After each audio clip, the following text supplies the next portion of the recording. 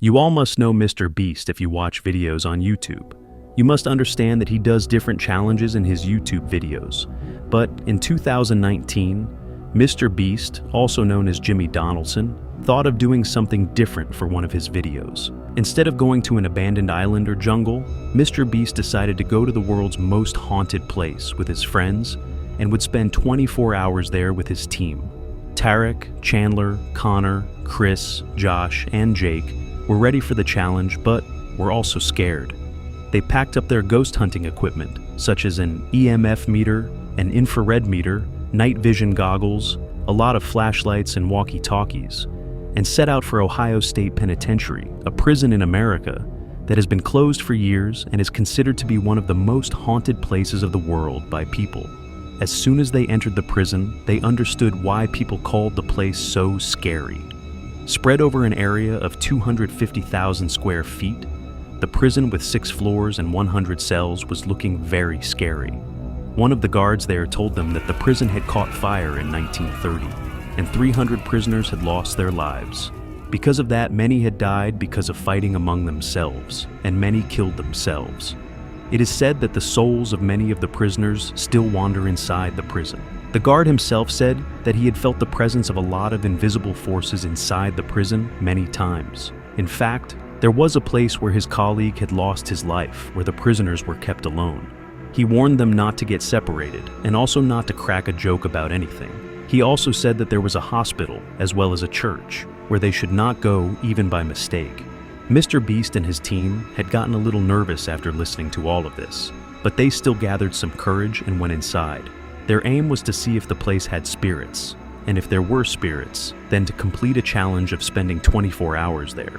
When they turned on their paranormal devices after going inside, suddenly a beeping sound came, and the lights of their EMF meter started blinking, which meant that the spirits were near them. Everyone got a little scared. After checking out one of the parts of the prison, they reached the main part and made their base camp there, as it was very big and was near the entrance. Then Mr. Beast said that they must get separated and search out the place very carefully. It was decided that Chandler, Mr. Beast, and Chandler would explore the hospital, and Chris, John, Connor, and Tarek would explore solitary confinement, the same place where the prisoners were locked alone. Mr. Beast, Chandler, and Josh climbed up the old staircase of the hospital and started filming a video with their EMF meter in the corridor of the hospital. And then they saw a table kept in a room with a poster cut out of a popular film. Seeing the poster, they started joking about the film, and suddenly the light of the EMF meter held by Chandler started blinking. And at the same moment, Mr. Beast felt as if there was a loud siren coming from nearby. This was quite strange, as there was no active siren, while Chandler and Josh didn't hear anything. When Mr. Beast pointed out the EMF towards the siren, it started blinking more rapidly. They started walking towards the source of the siren, and the EMF meter started blinking faster. Suddenly, when they reached an open room, the EMF meter started flickering non-stop. As soon as Mr. Beast tried entering the room, his head started feeling heavier, and he started feeling dizzy, and that's why he backed off. Mr. Beast remembered that the sound of the siren came from further behind, and he started moving towards it. After walking for so long, they realized that they had been moving in a circle, which was very unusual, as they remembered that they were taking a different way every time, whereas Tarek, Chris, Jake, and Connor were inside the solitary confinement block. This was the place where the prisoners were left to suffer alone without food or water. They took night vision and infrared and reached a horror hotspot, where they had heard the story of spirits scratching the people and killing the guard from the guard they had met earlier. Suddenly, Chris's head started getting heavier, and they started having trouble breathing.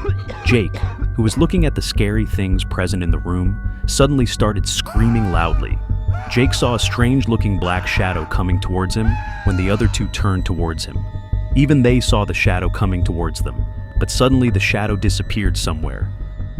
When they discussed the shadow amongst themselves, they got really nervous, and then Jake realized that someone was taking deep breaths just next to him, but there was no one to be found. And then suddenly, the shadow appeared in front of them, and on seeing it, they started running from there and started telling about what had happened with them to their friends on the walkie-talkie. Mr. Beast, Chandler, and Josh heard whatever they had to say, but they thought they were playing a prank on Mr. Beast and were trying to scare them. While they were talking, a very strange sound was heard from the walkie-talkie. and the walkie-talkie turned off.